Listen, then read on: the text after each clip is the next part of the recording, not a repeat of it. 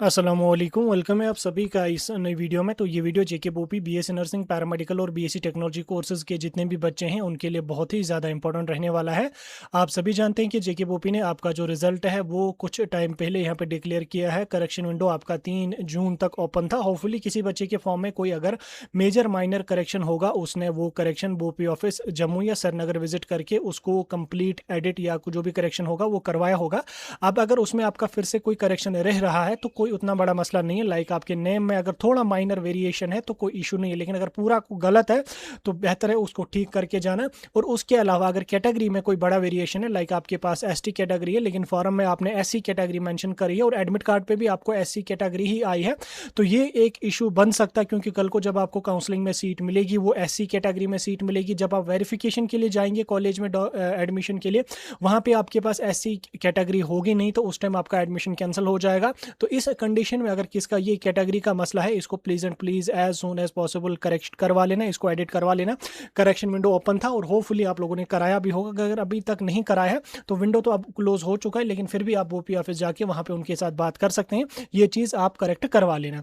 बाकी अब जो आपका नेक्स्ट प्रोसीजर रहेगा वो आपका काउंसलिंग का रहेगा। और काउंसलिंग का जो प्रोसीजर आपका है वो very soon with in few days आपका स्टार्ट हो जाएगा। अभी आज संडे है, इस अगले हफ्ते में आपका काउंसलिंग का नोटिफिकेशन आने के मैक्सिमम चांसेस हैं। या तो जीएनएम की काउंसलिंग की नोटिफिकेशन आ जाएगी या तो आपको बीएससी नर्सिंग की देखने को मिलेगी। मोर प्रोबेबली बीएससी नर्सिंग की ही आपकी काउंसलिंग देखने को मिल सकती है, ज़्यादा चांसेस हैं।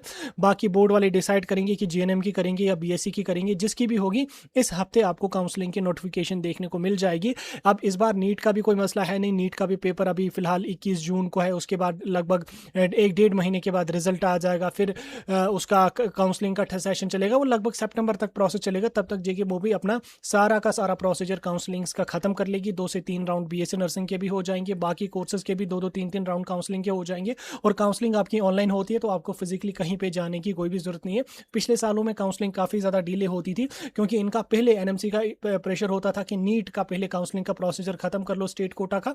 तो इसलिए सभी काउंसलिंग्स को ये पीछे छोड़ के नीट के 3 राउंड काउंसलिंग के करते थे। आफ्टर दैट बाकी कोर्सेज की काउंसलिंग ये लोग देखते थे, फिर 1 2 राउंड बड़ी मुश्किल से होते थे। लेकिन इस साल वो टेंशन नहीं है, इस साल नीट का प्रोसीजर जो वो काफ़ी डिले यहाँ पे होने वाला है। अब देखो आपका रिजल्ट अगर आ चुका है तो आपका पता चल गया होगा आपका रैंक, आपका स्कोर वगैरह कितना है। कट ऑफ के बारे में ऑलरेडी मैंने वीडियो एक डिटेल में अपलोड किया है। कट ऑफ में इस बार काफ़ी वेरिएशन आपको देखने को मिलेगा।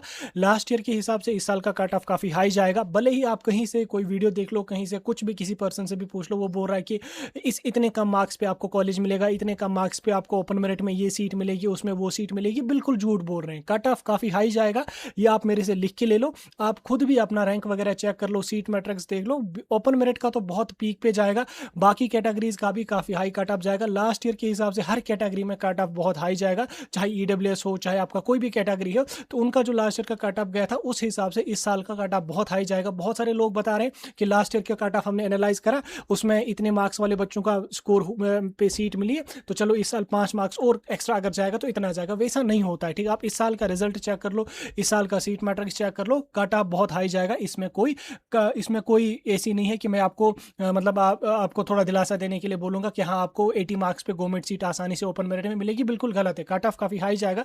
इस चीज़ को आप एक्सेप्ट करो या नहीं कर लो, आपको काउंसलिंग के बाद जब सिलेक्शन लिस्ट आ जाएगी तब जाके आपको पता चलेगा। और जो हमने बीएससी नर्सिंग का कट ऑफ वीडियो डाला है आप उसको देख लेना, मोर प्रोबेबली उसी के आसपास कट ऑफ आपका रहेगा।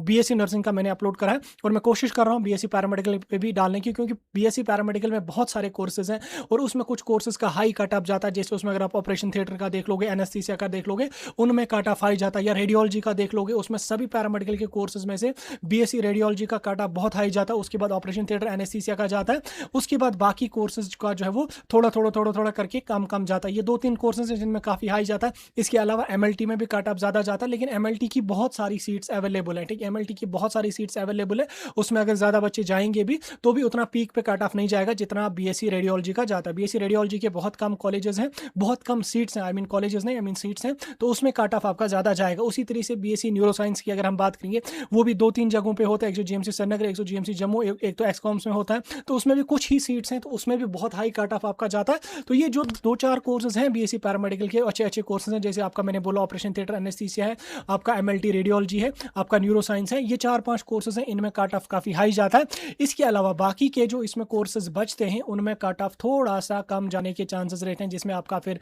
डायलिसिस वगैरह जो है वो चीज़ें आपकी इसमें आती हैं, तो उनमें काटा फिर थोड़ा-थोड़ा कम जाता है, लेकिन उतना भी कम नहीं जाएगा कि 30-40 पे मिलेगा, उतना कम नहीं जाता। इसलिए पैरामेडिकल का एग्ज़ैक्ट कट-ऑफ बताना पॉसिबल नहीं है, क्योंकि इसमें हर कोर्स का अपना कट-ऑफ जाता है। पैरामेडिकल की इतनी सारी ब्रांचेज़ हैं, टेक्नोलॉजी की इतनी सारी ब्रांचेज़ हैं, हर एक का अपना-अपना कट-ऑफ जाएगा। बाकी उस पे भी एक डिटेल्ड वीडियो मैं अपलोड करूँगा, जिसमें मैं आपको थोड़ा आइडिया देने की कोशिश करूँगा। फिलहाल के लिए थोड़ा-सा मैंने आपको बता दिया। इसके अलावा देखो, अभी आप बच्चे हैं, बच्चे तो नहीं हैं, अभी आप तो जवान हैं, अभी आपने एग्ज़ाम दिया, आप फ्रेशर्स हैं, आपको नहीं पता क्या चीज़ें मार्केट में चलती हैं, कैसी चीज़ें चलती हैं। बहुत सारे लोग बच्चों को यहाँ पे स्कैम करते हैं, बच्चों को यहाँ पे धोखा देते हैं, बच्चों को ठगते हैं, उनसे पैसे चार्ज कर लेते हैं कि आप हमें इतने पैसे दे दो, हम आपको इतने पैसे में गवर्नमेंट सीट दिला देंगे, हम आपको प्राइवेट सीट दिला देंगे। तो ऐसा अगर आपको कोई भी बंदा बोल रहा है, चाहे कोई यूट्यूबर हो, चाहे कोई भी एडमिन हो, किसी भी ग्रुप का हो, कोई भी कंसल्टेंट हो, किसी की भी बातों में बिल्कुल भी नहीं आना। ये लोग बिल्कुल स्कैम करते हैं, बिल्कुल धोखा देते हैं, क्योंकि सीट मिलना या न मिलना ये डिपेंड करता है आपका एंट्रेंस में कैसी परफॉर्मेंस आपकी रही, आपको एंट्रेंस में कितना स्कोर रहा, आपकी कैटेगरी क्या है, आपकी प्रेफरेंसेस क्या है। ये 3 चीज़ें डिपेंड करती हैं, जिसके बेस पे आपको सिलेक्शन हो जाती है। स्कोर आपका इंपॉर्टेंट है, उसके बाद आपकी कैटेगरी इंपॉर्टेंट है, उसके बाद आपकी प्रेफरेंसेस इंपॉर्टेंट है। प्रेफरेंसेस में इंपॉर्टेंस किस लिए होती है? देखो, फॉर एग्जांपल किसी बच्चे का अगर 125 130 स्कोर आ रहा है, उसको तो स्किम्स वगैरह नहीं मिलेगा ओपन मेरिट में। अब अगर वो अगर जम्मू के कॉलेज को रख लेता है तो उसको तो मिल जाएगा, लेकिन वो बच्चा क्या काम कर लेता है, वो schemes GMC Srinagar, GMC Baramulla को रख लेता है, उसकी सीट नहीं मिलेगी। लेकिन अगर वो प्रेफरेंसेस अच्छे से रखेगा, उसको पता है कि मेरा कम स्कोर है, मेरे रैंक काफ़ी आ रही है, तो मैं उन कॉलेजेस को टारगेट करूँ जिनमें काट ऑफ कम जाता है, मुझे वहाँ पे मिलेगा। तो इस तरीके से प्रेफरेंसेस का भी यहाँ पे चीज़ें होती हैं जो डिसाइड करती है आपकी सिलेक्शन होती है या नहीं होती है। तो बहुत सारे बच्चे हमें बोलते रहते हैं कि हमने इस पर्सन से बात करी, कहीं चाहे कोई यूट्यूबर है, चाहे कोई कंसल्टेंट है, चाहे कोई भी इंडिविजुअल है, हमने इसके साथ बात करी, इसने बोला कि आप मुझे काउंसलिंग के लिए 1000 एक्स्ट्रा पे कर लेना, हम आपकी काउंसलिंग करेंगे। 1000 या 1500 जितना भी हम काउंसलिंग का चार्ज आपसे ले लेते हैं, इतना आपको पे करना पड़ेगा, इसमें हम आपका पूरा प्रोसेस करेंगे और आपको कॉलेज भी हम दिला के देंगे। जो बिल्कुल गलत बोल रहे हैं, बिल्कुल झूठ बोल रहे हैं, बिल्कुल आपके साथ धोखा करते हैं। काउंसलिंग का देखो, काउंसलिंग का तो 1000 फी है बीएससी नर्सिंग का, अभी वो क्लियर नहीं है कि वो माफ होगी या नहीं होगी। 1000 आपका फिलहाल के लिए फी है। उसके बाद काउंसलिंग के चार्जेस 1000 लेना बहुत ज़्यादा है, 500 लेना बहुत ज़्यादा, 150-200 काउंसलिंग का चार्ज ले लेता है। चाहे कहीं आप ऑनलाइन वाले के पास जाओ, वो भी 150-200 ले लेते हैं। साइबर कैफ़े वाले थोड़ा-सा कम लेते हैं, क्योंकि उनको गवर्नमेंट की तरफ से भी थोड़ी कुछ परसेंटेज उसमें मिलती है, तो इसलिए वो थोड़ा कम चार्ज पे ही 100 तक ही काउंसलिंग आपकी निपटा देते हैं। लेकिन आप कहीं और इंडिविजुअल किसी ऑनलाइन वाले के पास जाएँगे, 150-200 आपका ठीक है, जेन्युइन है। उससे कम भी हम नहीं कह सकते कि आप किसी ऑनलाइन वाले के पास जाओगे, उसको बोलोगे कि 50 में मेरी काउंसलिंग कर लो, क्योंकि उनको भी देखना होता है, बाकी चीज़ें होती हैं, तो उतना भी कम नहीं है। तो 150-200 अगर आपसे चार्ज ले लेते हैं तो अच्छा है। लेकिन अगर वही कोई पर्सन आपको बोल रहा है कि 1000 दे दो, 700 दे दो, 800 दे दो, 500 दे दो, बिल्कुल गलत है। उतने पैसे किसी को भी नहीं देना। बेहतर है अपनी काउंसलिंग आप खुद करना, क्योंकि काउंसलिंग में उतना कोई मसला है नहीं, काउंसलिंग में उतना कोई टाइम नहीं लगता है। और जो वो बोल रहे हैं कि हम आपकी काउंसलिंग करेंगे और कॉलेज भी आपको दिला देंगे, वो बिल्कुल झूठ बोलते हैं। क्योंकि लास्ट ईयर भी बहुत सारे बच्चों के साथ ऐसा हुआ। कल ही मुझे एक स्टूडेंट लड़की एक बोल रही थी, और इससे अलावा मुझे बहुत सारे स्टूडेंट्स ने बोला, कल उसने मुझे फ़ोन किया कि भैया ऐसा ऐसा मसला है, हमने कोई भी पर्सन है काउंसलिंग वगैरह करता है, चाहे कोई यूट्यूबर है, कोई इंडिविजुअल है, मैं उसके साथ उतना मैं ज़्यादा इन्फॉर्मेशन को डिस्क्लोज नहीं करूँगा। उसने हमें काउंसलिंग का 1000 एक्स्ट्रा चार्ज लिया, जो काउंसलिंग का फी था। उसने उस टाइम बोला कि हम आपको बीएससी नर्सिंग में सीट दिला देंगे, आपको मिल जाएगी, जो काउंसलिंग हम करते हैं उसमें आपको सीट मिलेगी। तो मैंने बोला कि वो बंदा या कोई और इंडिविजुअल वो इतना पैसा नहीं ले लेता। उसने बोला नहीं, उनको काउंसलिंग आती नहीं है, हम पैसे ज़्यादा ले लेते हैं, लेकिन हम सीट आपको कंफर्म दे देते हैं। देन उसके बाद जब 2 काउंसलिंग के राउंड्स हुए, हमें सीट नहीं मिली। जब हमने उनसे पैसे वापस मांगने की कोशिश की, उसने बदतमीजी करी या वट जो भी किया। तो इस तरीके के स्कैम्स आपके साथ होते रहते हैं, और इस तरीके के स्कैम्स बच्चों के साथ होते रहते हैं। तो इसलिए किसी भी पर्सन की बातों में नहीं आना। कोई बोलेगा कि 1000 दे दो, 1500 दे दो, हम काउंसलिंग करेंगे और आपको सीट भी दिला देंगे, बिल्कुल गलत है। चाहे मैं हूं, चाहे कोई भी हो, कोई आपको सीट नहीं दिला देगा तब तक, जब तक ना आपका स्कोर अच्छा होगा, जब तक ना आपकी कैटेगरी होगी, या जब तक ना आपकी प्रेफरेंसेस अच्छी होंगी। तो उस पर डिपेंड करता है, यानी कि ओवरऑल 90% आपकी सिलेक्शन डिपेंड है कि आपका स्कोर कितना अच्छा है। ठीक। तो इसलिए अगर आपका स्कोर कम है तो प्राइवेट कॉलेजेस को टारगेट कर लो। अगर नहीं मिल सकता है प्राइवेट कॉलेज, आपको सोच रहे हो कि प्राइवेट कॉलेज में अफोर्ड नहीं कर सकता हूँ, टाइम अपना वेस्ट मत कर लो, अगले साल के लिए मेहनत कर लो, अगले साल के लिए तैयारी कर लो। अभी कोई उतना टाइम गया नहीं है कि मतलब आपकी एज उतनी गई नहीं। अभी आप 18-19 साल, ज़्यादा से ज़्यादा किसी बच्चे की 20 साल उम्र होगी, 20 साल कुछ नहीं होता, या 18-19 साल, 17-18 ईयर्स का बच्चा 12th पास, 17 ईयर्स का यूजुअली, आज तो 16 साल के बच्चे ही 12th पास कर लेते हैं। उसके बाद अभी आपकी 18 होगी या 19 होगी, ये कोई एज नहीं होती। अगर आपको 1 साल और ड्रॉप लेना पड़ेगा, ले लो, अच्छे से मेहनत कर लो, अगले साल सीट निकाल दो। बाकी किसी पर्सन की बातों में आके अपना टाइम वेस्ट नहीं करना, अपने पैसे वेस्ट नहीं करना।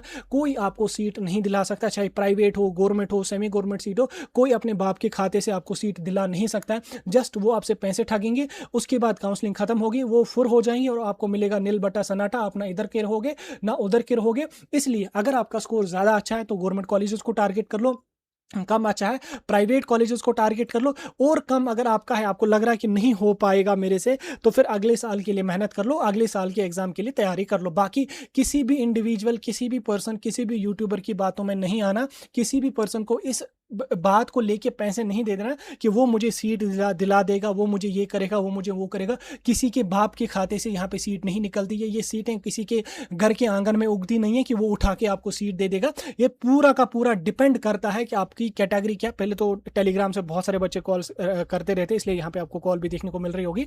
तो इस चीज़ में बिल्कुल मतलब स्कैम में बिल्कुल फंसना नहीं। और उसके अलावा कंसल्टेंट्स भी बहुत सारे हैं जो बच्चों को इसको लेके स्कैम करते हैं कि हम आपको डायरेक्ट एडमिशन के थ्रू सीट दिला देंगे, हम ये करेंगे, वो करेंगे, फलाना ढिमकाना करेंगे।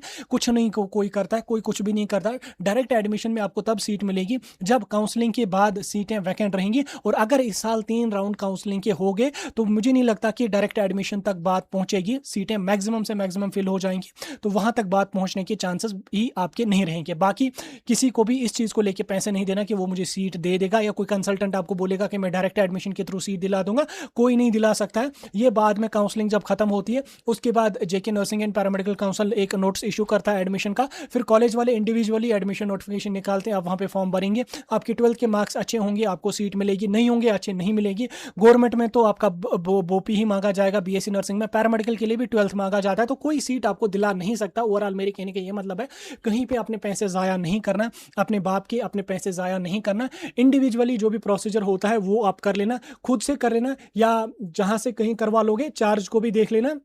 काउंसलिंग का 150-200 चार्ज है, ठीक है। उसके अलावा कोई 500-1000 मांग रहा है, बिल्कुल नहीं दे देना। वो 1000-500 बचा के अपनी काउंसलिंग खुद कर लेना। हम वीडियो डालेंगे काउंसलिंग का, हम आपको गाइड करते हैं, हम गाइड करने का कोई पैसा आपसे नहीं ले लेते हैं। हाँ, हम जब काउंसलिंग करते हैं हमारा चार्ज 100, 150, 200 हमारा चार्ज रहता है, वो हम आपसे चार्ज कर लेते हैं। फ्री में तो कोई काउंसलिंग कर नहीं सकता, क्योंकि ये तो चीज़ें आपको भी पता, कोई अपना टाइम, कोई अपनी एनर्जी लगा लेता है, वो फ्री में तो करेगा नहीं कोई काम आपका। हमारा चार्ज 100, 150, 200 इतना हमारा चार्ज रह लेता है। हमसे कंटेक्ट कर लें, नहीं तो हमसे भी कंटेक्ट करने की कोई जरूरत नहीं। हम आपको पूरा प्रोसेस जो है वो फ्री ऑफ कॉस्ट हम आपको समझाते हैं, काउंसलिंग कैसे करनी है, step by step video upload करते हैं, कॉलेजेस की प्रेफरेंसेस पे वीडियोस आते हैं, फीस स्ट्रक्चर हमने आपको डिकोड करके समझा देते हैं, कट ऑफ हम आपको डिकोड करके समझा देते हैं, कॉलेज वाइज हम आपको कट ऑफ आगे चल के डिकोड करके समझा देंगे। सारी चीजें आपके पास होंगी, आपके पास सारी इंफॉर्मेशन होगी, आप काउंसलिंग को खुद भी कर सकते हैं, कहीं पे पैसे देने की जरूरत नहीं है। बाकी मैंने ये वीडियो आपको आपकी इंफॉर्मेशन के लिए दिया, क्योंकि मुझे बहुत सारे बच्चे कॉल्स कर रहे थे, बहुत सारे बच्चे मैसेजेस कर रहे थे कि हमने इस पर्सन से बात करी, उसने बोला कि मैं तुम्हें कॉलेज दिला दूंगा, आप 1000 रुपीज सबमिट कर लो, आपको 1000 रुपीज देना है, उसमें हम आपका सारा प्रोसीजर कर लेंगे। तो मैंने सोचा कि थोड़ा बच्चों को मैं आगाह कर लूं, क्योंकि 1000 एक बच्चे के लिए बहुत होता है, या 500 क्या 1000 क्या 10 रुपए भी बच्चे के लिए बहुत होता है। अभी आप पैसे कमा नहीं रहे हो, अभी आप अपने पेरेंट्स पे डिपेंड हो। चलो किसी के पास गवर्नमेंट एम्प्लॉयज या किसी के घर में फाइनेंशियल कंडीशन अच्छी खासी है, वो तो दे सकता है 1000-1500 वो दे सकता है, लेकिन कोई ऐसा है जिसके पास उतनी फाइनेंशियल स्टेबिलिटी नहीं है, वो किसी को 1000 रुपए या 1500 दे देगा। तो इसलिए उन बच्चों के लिए मैंने ये वीडियो लाया और मैंने उन बच्चों को इन्फॉर्म करने के लिए ये वीडियो अपलोड किया। बाकी जब काउंसलिंग आ जाएगी हम आपको गाइड करेंगे, हम आपको पूरा गाइड करेंगे, कोई टेंशन लेने की जरूरत नहीं है। बाकी कोई डाउट होगा कमेंट्स में बता